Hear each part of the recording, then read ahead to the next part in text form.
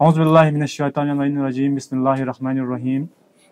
सबसे पहले तो मैं तमाम मीडिया फ्रेटर्निटी का तहे दिल शुक्रिया करता हूँ कि आप यहाँ हमारी इस प्रेस कॉन्फ्रेंस को कवरेज करने के लिए यहाँ आए, शुक्रिया। तो आज इस प्रेस कॉन्फ्रेंस में मौजूद हैं मैं सिमोक लद्दाख का प्रेसिडेंट अहमद कादरी, हमारे वाइस प्रेसिडेंट सदाक अली, ऑर्गेनाइज़र ज़ैनब बानो और बाकी हमारे कुछ मेंबर्स यहाँ मौजूद हैं। आज का जो प्रेस कॉन्फ्रेंस करने का मकसद यूँ है कि सबसे पहले तो हम सभी स्टूडेंट्स, सभी अनएम्प्लॉयड यूथ को मुबारकबाद देते हैं कि जो काफ़ी टाइम से लद्दाख रिक्रूटमेंट बोर्ड बनने के ख्वाब देख रहे थे, जिससे उनकी जो अनएम्प्लॉयड यूथ का मसला चल रहा था हल हो जाए।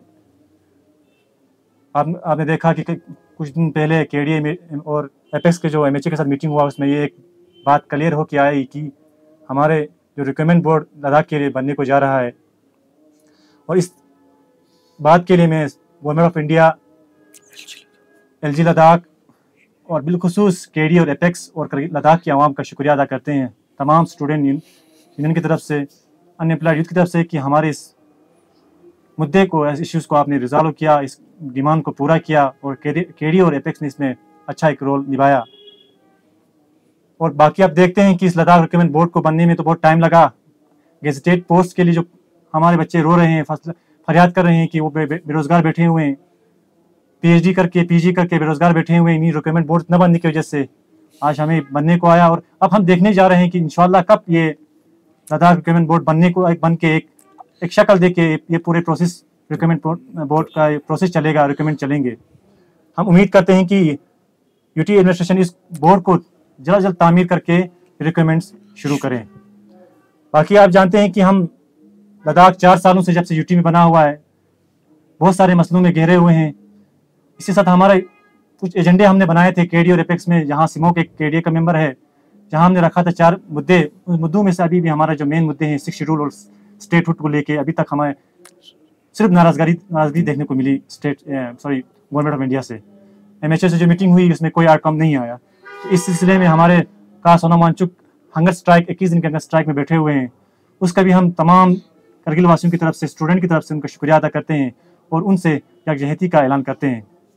इंशाअल्लाह हम भी स्मोक तमाम मेंबर्स इस प्रोटेस्ट को, इस हंगर स्ट्राइक को ज्वाइन करने के लिए इंशाअल्लाह कुछ ही दिनों में हम ले जा रहे हैं, ताकि हम भी अपना दिखा सके कि सोना वांगचुक साहब, हर करगिली, हर स्टूडेंट्स इसके साथ शाना बाशाना काम करेगा, शाना बाशाना बैठेगा इंशाअल्लाह।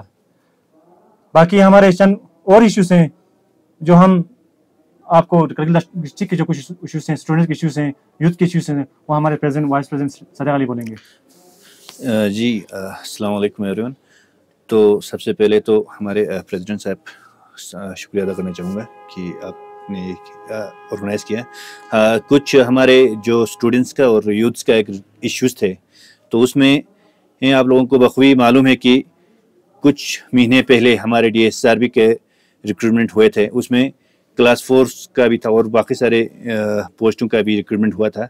उसके बाद अभी तक करगिल में क्लास 4 में जो सिलेक्शन हुए थे, जो कैंडिडेट, अभी तक उनका पोस्टिंग नहीं हुआ, उन लोगों ने ज्वाइनिंग नहीं किया हुआ है। तो हम एडमिनिस्ट्रेशन से रिक्वेस्ट करेंगे और चेयरमैन सर से भी डीएसआरबी का, कि कुछ कम टाइम में इनका ये करवा दें और जितना जल्दी हो सके इनका ज्वाइनिंग होना चाहिए। और दूसरी बात जो कि मैं आप लोगों को बता दूं, कुछ दिनों पहले हमारे करगिल में 10th 11th 12th का जो है सीबीएसई बोर्ड एग्ज़ाम हुआ था। तो उसमें हमें इस साल देखने को मिला, हमारे स्टूडेंट्स को काफ़ी मुश्किलात का सामना करना पड़ा, क्योंकि बर्फ़ बहुत ज़्यादा गिरे थे और काफ़ी दूर दराज के इलाकों में बच्चों को परेशानियां हुए। फिर भी बच्चों ने हर जगह अपना एग्ज़ाम दिया सीबीएसई के थ्रू। तो इस साल का जो 10th और 12th का एग्ज़ाम हुआ, वो बहुत एक काबिल तारीफ़ हम कहेंगे इसको, क्योंकि इसमें हमें कहीं भी ऐसा देखने को नहीं मिला कि जिस तरह से पहले चलते आ रहे थे, कुछ चीटिंग का एक सिस्टम हमारा होता था, ये चीज़ें बंद हो चुका था।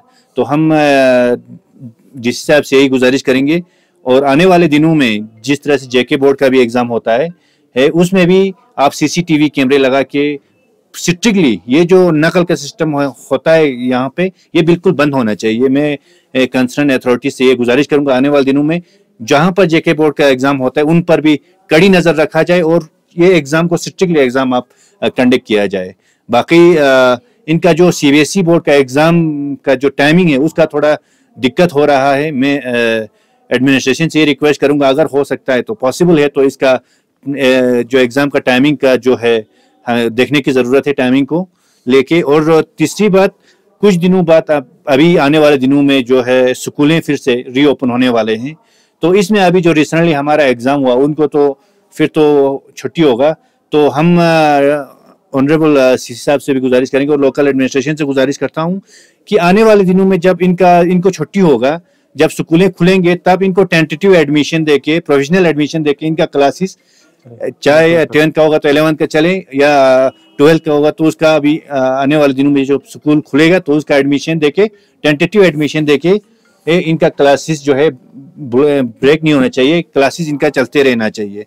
बाकी जो DSRB का रिसेंटली एक और नोटिफिकेशन हमें देखने को मिला, उसमें जो है सारे पोस्ट में से आप क्लास 4 का पोस्ट आप देखेंगे तो उसमें बहुत ज्यादा पोस्ट है। बाकी जो ग्रेजुएट लेवल के बच्चों के लिए हमें कोई पोस्ट वहां पे देखने को नहीं मिलेंगे।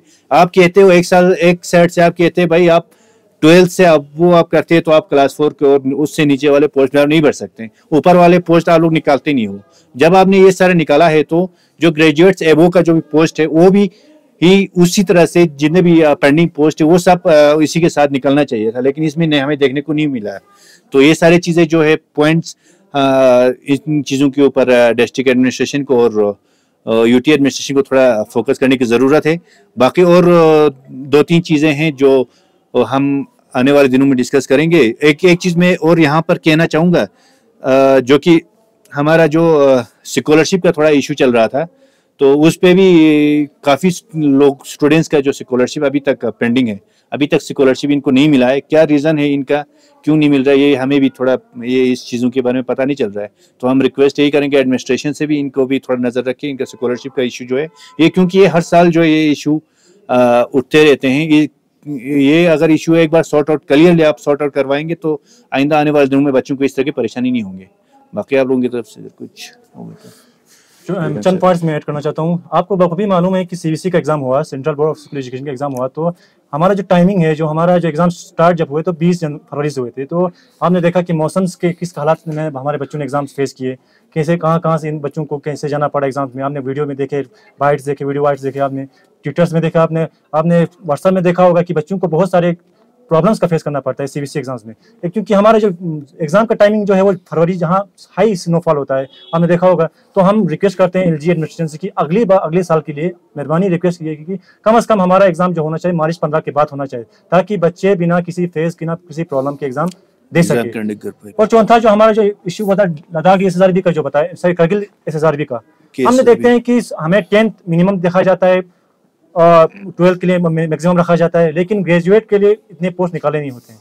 तो क्या करे बच्चा, जैसे कल आपने देखा 90 पोस्ट निकले लगभग लद्दाख करगिल रिक्रूटमेंट बोर्ड ने, लेकिन हमारे ग्रेजुएट्स के लिए पोस्ट कुछ खास नहीं है। तो हम रिक्वेस्ट करते हैं कि इन ग्रेजुएट वालों का भी थोड़ा सोचें, इनके लिए कम से कम हमारा जो ख्याल रखें और हमारे पोस्ट एडवर्टाइज करें। और दूसरा, हमारे जो हमेशा जो होती आ रही है कि लापरवाही हमारे यहाँ बहुत चलता है। जैसे कि आप देखते हैं कि इससे पहले भी बहुत सारे पोस्ट एडवर्टाइज हुए हैं, लेकिन एग्जाम भी हो गए हैं, लेकिन बाद में इनका रिजल्ट निकलता नहीं है। आज भी इसी तरह बहुत सारे पोस्ट एडवर्टाइज हो गए हैं, लेकिन एग्जाम भी हुआ है, लेकिन अभी तक उनका ज्वाइनिंग नहीं हुआ है। बाद में जैसे कि हमारा आपको बखूबी मालूम है कि 19 से पहले बहुत सारे पोस्ट एडवर्टाइज किए थे, बहुत सारे पोस्ट का एग्जाम भी हुआ था, लेकिन लास्ट में क्या बोला गया कि आपका रिक्रूटमेंट बोर्ड चेंज हो गया, आपके रिक्रूटमेंट रूल्स चेंज हुए, तो हमारे बहुत सारे पोस्ट विड्रॉ किए गए, जिससे वजह से हमारे बच्चे बहुत सफर हुए।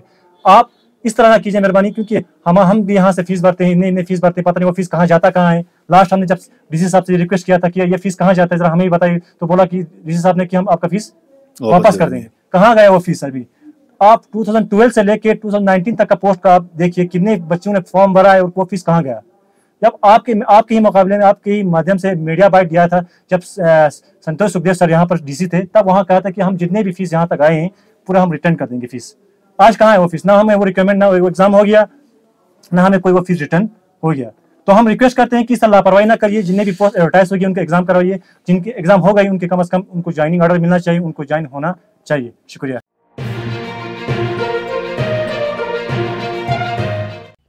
मकामी, कौमी और बैनुल-अक़वामी खबरों से बाखबर रहने के लिए चैनल को लाइक, शेयर और सब्सक्राइब करें, साथ ही बेल आइकन दबाना न भूलें।